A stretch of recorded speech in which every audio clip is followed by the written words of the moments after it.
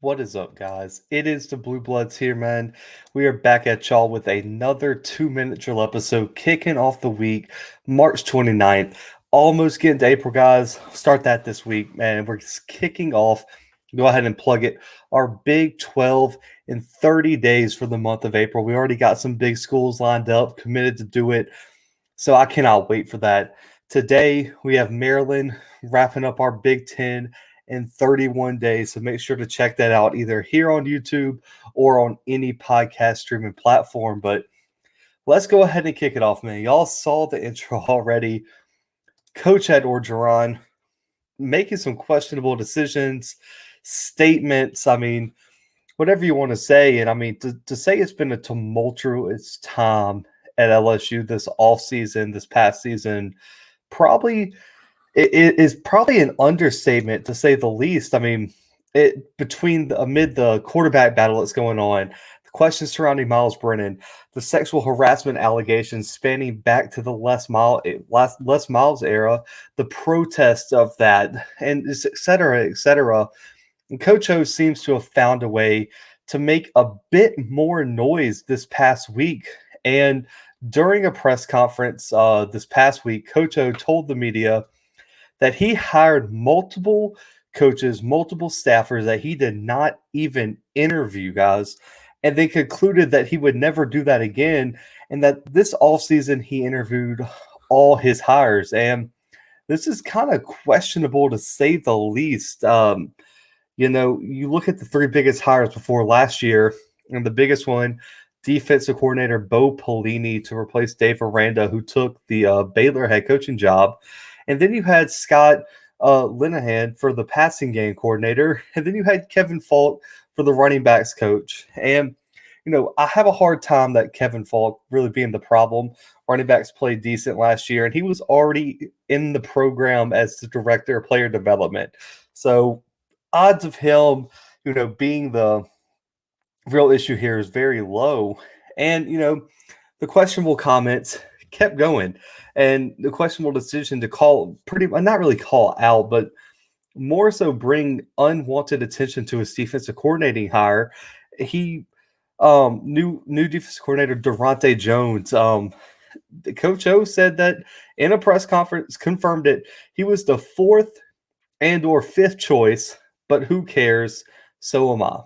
That is the exact words Coach O used in his press conference. And, I want to get to these one at a time. I feel like I want to take each one in kind of its own light and everything. And so I want to start with the one that it really just blows me away.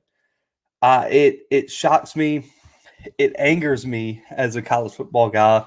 And it just, how do you not interview a single staff hire that you had? Like, listen, so let's do a little mind experiment here, guys.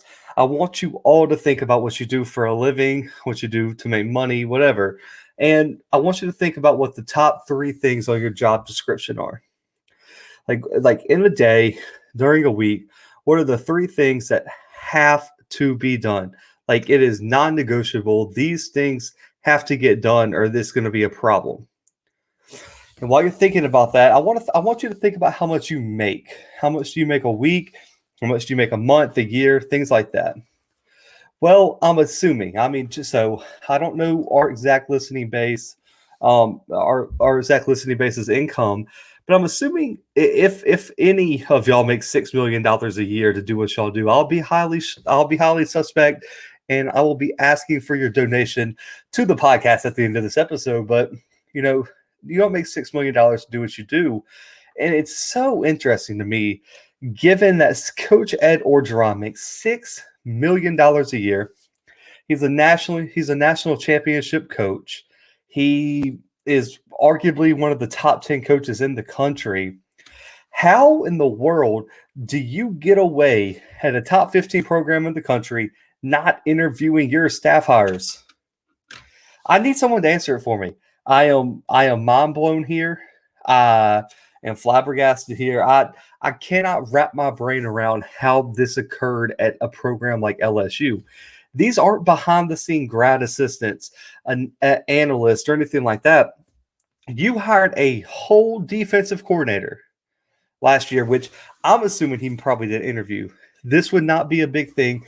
The three biggest hires last year, I would be shocked if Bo Pelini wasn't what he was addressing, because he took a lot of time this year to get that defensive coordinator position solved. And so I'm assuming Bo Pelini was the guy he was addressing here. You didn't interview your defensive coordinator potentially, and you look at the job description for that. This is the guy that designs and coaches your entire defense. And you thought that wasn't worth the time to get a few interviews in. I mean, listen, I am I don't understand. Listen, I need to get answers from the AD or Orgeron or anyone from that team last year about how and why this happened at LSU. I racked my brain to find a logical reason how this could happen at a top 15 university, a top 15 program in the country. I couldn't find one.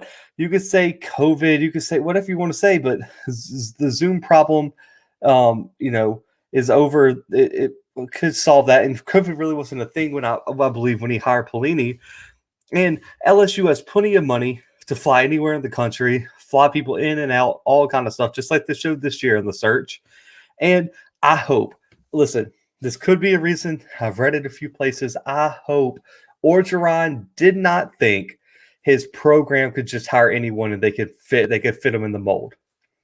Because that's the same thing they got him fired at Ole Miss, is that he thought he could take the blueprint from USC, take that circular framework and shove it in a square hole down south at Ole Miss.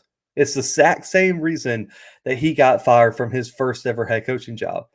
And I'm looking at it now, and I've heard people say Orgeron kind of might have thought this, that it was a plug and play, I guess, system now where you could take any passing game coordinator, any D coordinator, shove them in there, and they have it work. Aranda, Brady, all them guys had the framework settled, and it's just plug and play. I really want to ask him this, because if Nick Saban, the winningest coach of all time, the GOAT of coaching, doesn't think that about his program, what in the hell made you think LSU was capable of doing this?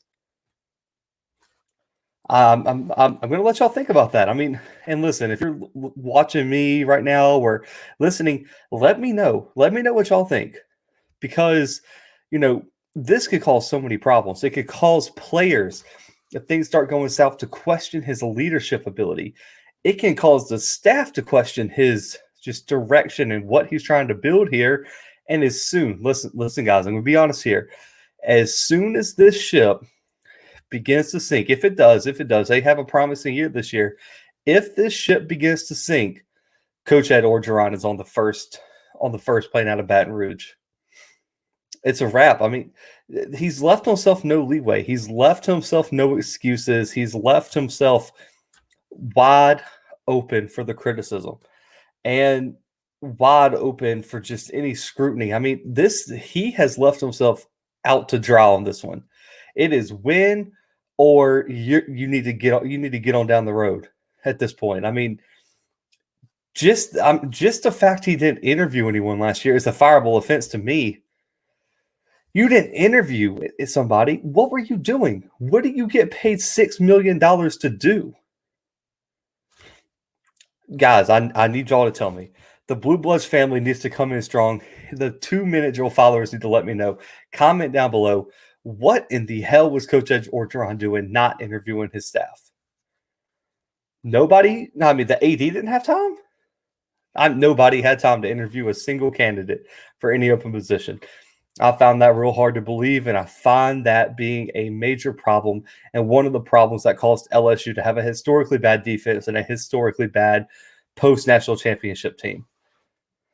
I do. And you can say what you want. I get it. I know what's going to happen. My co-host is an LSU fan. He'll be texting me tomorrow whenever he sees this episode when it goes out and say, man, you don't understand. It's fine. These comments didn't mean nothing. Say what you want to say. This is serious, guys. And I know there's going to be some LSU fan that finds this on YouTube. Comment down below. And he's going to say, you don't know what you're talking about. You're not informed. Say whatever you want. This is ridiculous. This is absolutely ridiculous.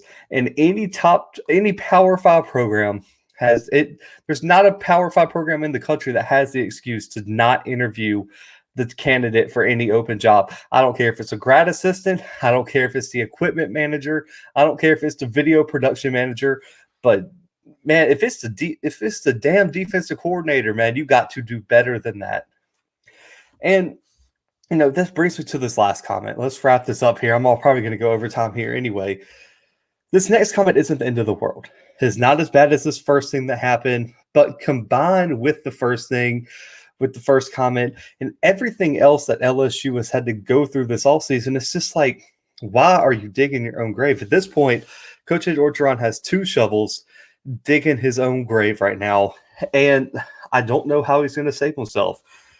Daronte Jones is a solid hire, but now Coach Ed Orgeron undercuts him and his ability to lead this defense to the promised land after having a historically bad year last year by publicly addressing about how he was his 4th or 5th option.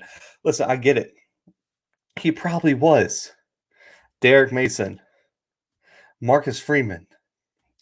Who else you want to put up there? I mean, those are the 2 big ones. Will Muschamp was available. I mean, I get it. He probably was the 4th, 5th, 6th option. Why would you say it publicly after he's already been on campus for some months? When he's in that locker room at spring practice, coaching your team to be better after the worst year in school history on defense. It's so unnecessary. They're looking to bounce back, and Jones isn't going to have just a simple plug-and-play rebuild like some fans think. What happens, guys, if LSU starts slow on defense and they lose 2-3 games? They're sitting at 3-3, 3-4, 4-3. I mean, they're out of the SEC championship race due to their defense. Players, fans, media are going to look right at Jones, look right at that new defensive coordinator and say, you are a mistake, and you are a 4th or 5th option for a reason, and we need to move on. We need to go get a number 1 option. And I really like the point Josh Pate for 247 Sports on the Late Kick made is, what about player frustration? What if there's a player on that bench who lost his spot to Mike Jones Jr. coming in or one of these transfers, and he says, okay, this was their 4th, 5th option. What about if Derek Mason would have taken the job? Would I be a starter in his offense? Then you start undermining any bit of authority he has, especially when Coach Ed Orgeron's when Coach Orgeron's specialty is defense. You're going to be like, why aren't you running this, man? This is your 4th, 5th option. You know more than him. You're better than him. Then the tinkering starts, and then the fingers start to get pointed. You can't undercut your coaches right now. Yeah, you could know that he was your 4th, 5th option. Why would you come into a spring practice press conference and just put it on blast? And I get it. This is Coach Ed Orgeron's personality. But sometimes being real is not a good thing. Putting on a face and going out there saying the right thing is sometimes okay. You don't hear Nick Saban going out there after, he hires some unknown dude saying, yeah, he's my 10th choice. We would have loved to have so-and-so, so-and-so, so-and-so. You don't see Dabo Swinney going out there undermining Tony Elliott, undermining Brent Venables, anyone like that. Why in the world would you come out and say that at this point? Combining all this together, combining the comment about his new defensive coordinator being a 4th or 5th choice, combining the public, I don't know why you would admit it in public, but the public, confirmation that you didn't interview a single person you hired last year. It makes me wonder if Coach Ed Orgeron learned anything from his failures at Ole Miss. That's hard. I know. I get it. It's hard. Scott just won a national championship 2 years ago. But after that national championship, he had the worst defense of all time at LSU as a defensive-minded head coach and didn't make a bowl game. Lost to Mississippi State in historically bad fashion. Got blown out by 40-something points by Auburn. Yeah, they had the great win over Florida. He made questionable quarterback moves. Why in the world was Mac Johnson not put in before TJ Finley? There's just so many difficult questions. I mean, and listen, outside of this 2019 season, I don't think he's done anything spectacular. This adds just unnecessary pressure, unnecessary expectations for these next few years because so many issues are going to be aired out if LSU doesn't live up to the hype. If LSU doesn't make a bowl game next year, Coach Ed Orgeron's seat, forget being on fire, it's going to be disintegrated. He's going to have nowhere to stand. I get it. He is probably the most passionate coach about his program in the country. Nick Saban could coach anywhere and do this. I don't think he is an Alabama guy where he's like, man, I love Alabama. I would die for Alabama. Coach Ed Orgeron bleeds LSU football. I don't think you can say that for many people around this country. But that passion doesn't outweigh this. Add this to the list of questionable decisions. He's already got accusations that he ignored sexual harassment on LSU's campus. Not a great look. We're not here to talk about that, but that's a strike. Historically bad defense last year. Strike. Questionable quarterback decision. Strike. Publicly undercutting his defensive coordinator. Strike. Not interviewing head coaches should be a fireable offense, but it's not right now. Coach Ed Orgeron got fired from Ole Miss for trying to bring the framework of USC and fit it into a scheme at Ole Miss that didn't work. Taking that that framework for USC does not fit what happened at Ole Miss, and he's doing it here again. He's taking what he knows, he's being too real, and he's saying things that you shouldn't say. You can't undercut your defensive coordinator here, guys. It's just a fact. Coach Ed Orgeron has to do better here. Think about what he says. And listen, if LSU doesn't succeed, doesn't win another SEC title very soon, I think Coach Ed Orgeron's time at LSU could expire a lot sooner than we thought. But guys, let me know what y'all think in the comments. What do you think about Coach Ed Orgeron not interviewing some coaching hires? And what do you think personally about him undercutting his D coordinator? Do you think it will affect it? Do you think they're out of line? Let me know in the comments. I love having these debates, man. But guys, make sure to subscribe. Make sure to like this video as well. Give us a big thumbs up on it. It helps us get this content out there. We're already up over 60 subscribers, man. We are gaining just subscribers by the loads, man. And I really love y'all for that, man. I appreciate y'all for that. Like I said, man, we hit 100. We're dropping some Bluebloods merch for 5 of y'all for free, and we'll drop the rest for the rest of y'all out there. So we got some stuff in the works, picking 5 of y'all randomly out of the first 100. So shout out to y'all. Also, guys, we made the big announcement last week. The 2-minute drill live on Twitch starting tomorrow night, 7 p.m. Central, man. I really appreciate y'all. If you're watching on YouTube right now, like normal, nothing's going to change. This will go up every morning like they have Monday through Friday. We're just live streaming on Twitch to try to grow this base out. And anyone who wants to comment, chime in live, we're going to give them the opportunity to. So make sure to follow our Twitch, the Bluebloods CFB, and make sure to stay here on YouTube, man. Catch our 2-minute drill Monday through Friday, and subscribe to the podcast on any and all podcast streaming platforms, and give us a 5-star rating if you can where you listen.